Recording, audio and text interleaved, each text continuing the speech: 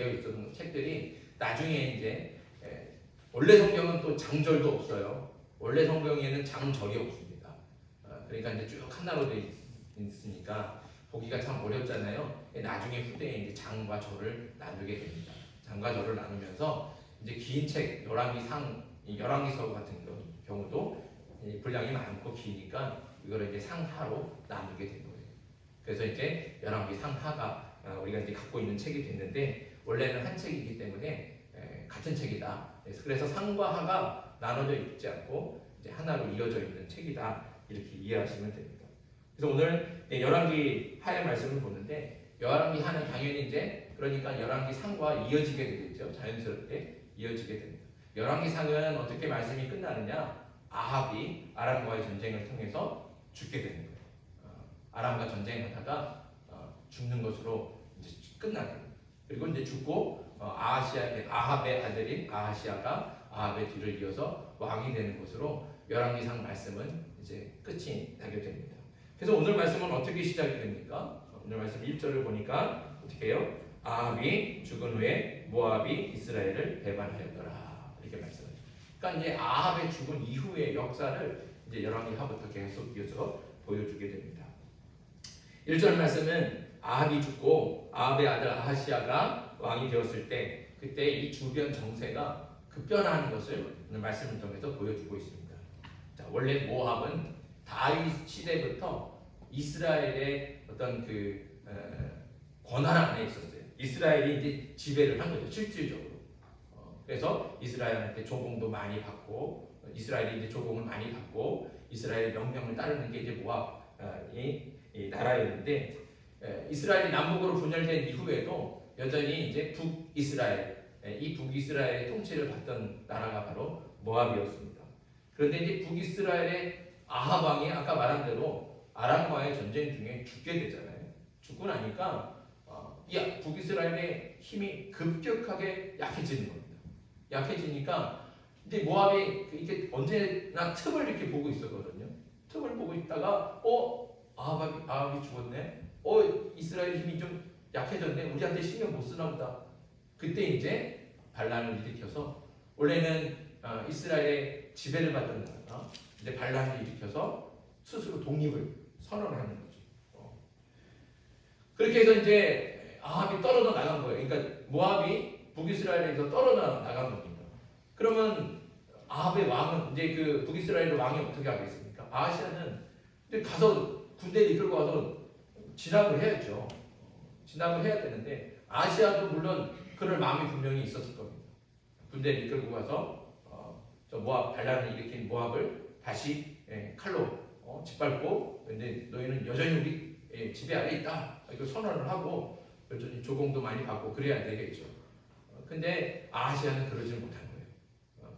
왜 그랬냐면 그때 갑자기 불행이 닥쳤어요. 다락 난간에서 떨어져갖고 큰 병이 들었던 겁니다. 그러니까 그때 사실 이 정세가 얼마나 불안하냐면 아합이라고 하는 사람이 우리가 볼 때에는 이스라엘 가운데서 가장 악한 왕이잖아요. 가장 못된 왕 중에 하나예요. 그런데 또 그를 보면 사실 그가 22년 동안 통치를 하면서 나라는 조금 잘 다스렸던 것 같아요. 그래서 나라의 깃털도 만들고 북이스라엘을 굉장히 부강한 나라로 만든 사람이 바로 아합이긴 해요.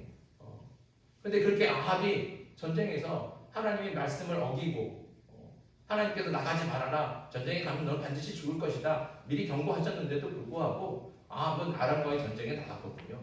그래서 결국 죽은 겁니다. 하나님의 말씀을 거역함으로 심판을 받는 거죠. 그래서 그렇게 죽게 된 거죠. 그런데 이렇게 나라를 부강시켰던 왕이 갑자기 죽었어요. 그러니까 갑자기 또 왕이 자기가 비니까 아하시아는 자기가 왕이 될 생각도 많이 안 하고 있었는데 아버지가 죽고 나니까 그의 빈자리를 채우느라고 갑자기 올라간 거예요. 갑자기 왕의 자리로 된 거예요. 그러니까 막 정신이 없죠.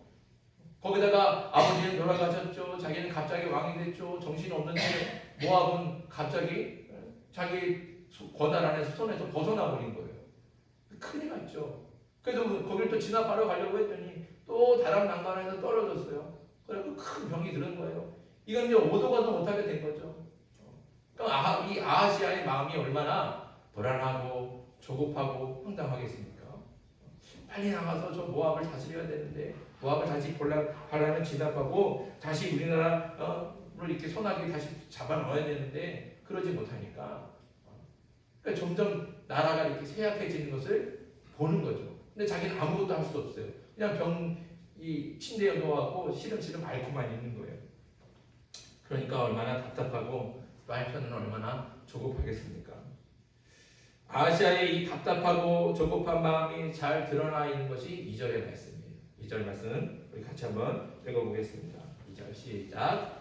아하시아가 사마리아에 있는 그의 타락 난간에서 떨어져 병들매 사자를 보내며 그들에게 이르되 가서 에그론의 신 바알세불에게 이 병이 낫겠나 물어보라 하니라. 아멘. 자, 아마도 아하시아가 타락 난간에서 떨어진 건 이거는 그냥 보통 일이 아니었던 거죠.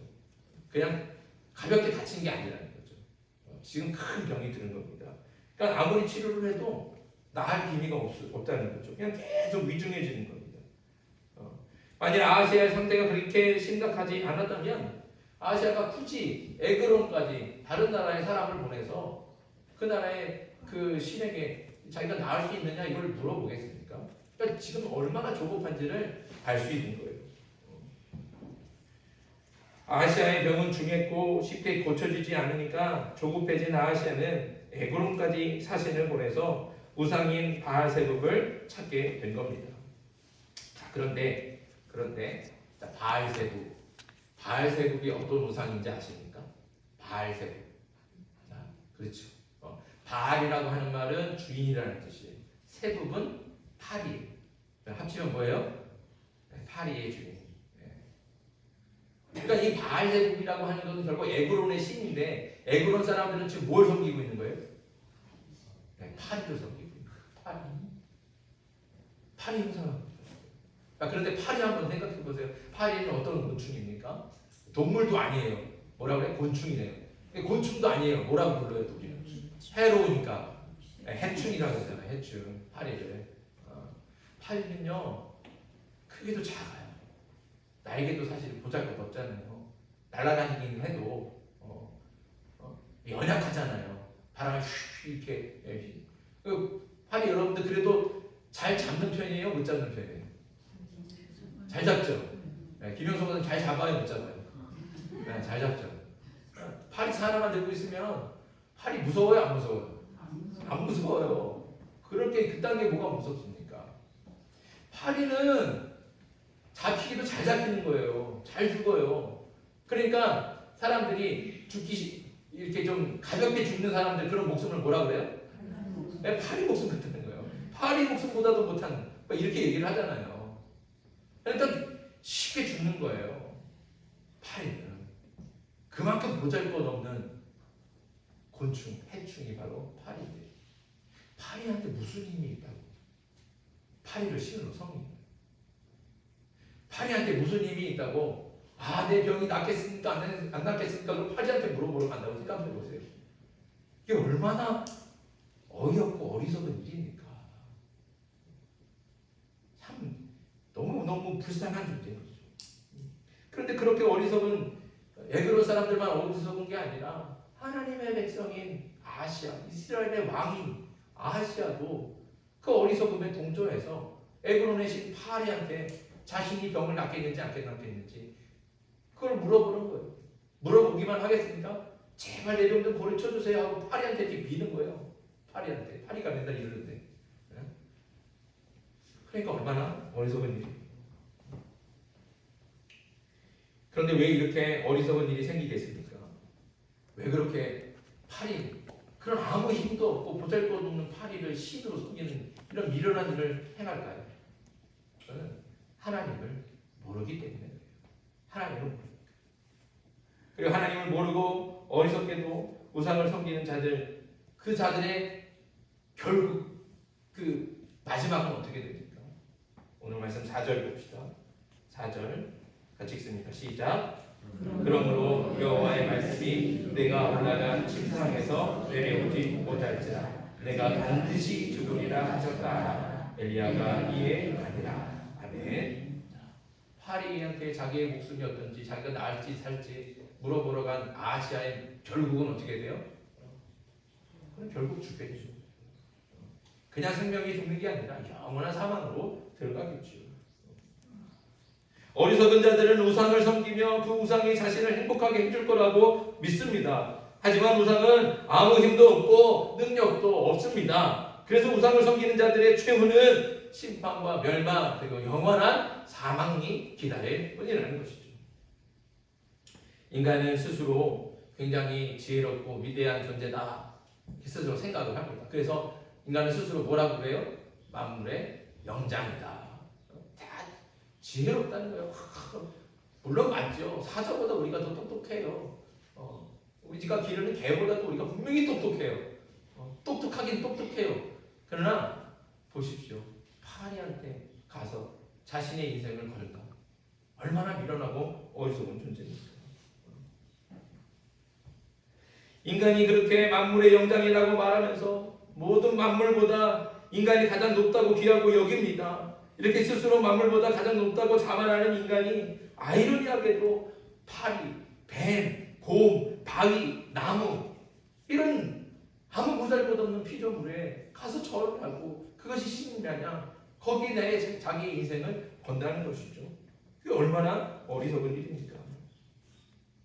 그 똑똑한 사람이 왜 이렇게 어리석은 짓을 하겠습니까? 하나님을 모르기 때문에 그런 거죠.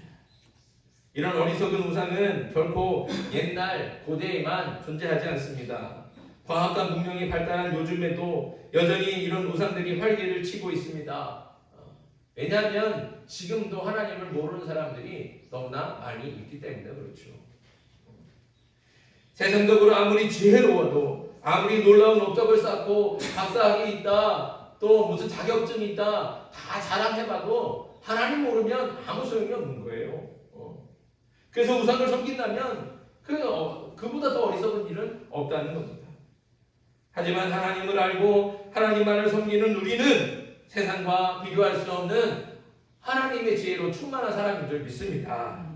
그래서 하나님을 경외하는 것이 모든 지혜의 근본이다. 하나님께서 말씀하시지 않습니까? 그러니 헛된 우상에 유혹이 되지 않기를 간절히 바랍니다. 보잘것없는 것, 하찮은 피조물을 우상으로 섬기면서 멸망에 빠지는 어리석은 사람이 되지 말고 모든 우상을 버리고 이제 온 세상에 창조주시며 모든 피조물의 주인 되시는 하나님, 그 하나님만을 경외함으로 그 하나님만이 참 신이신 것을 깨닫고 하나님만을 믿고 섬기는 저와 여러분들에게 소망합니다.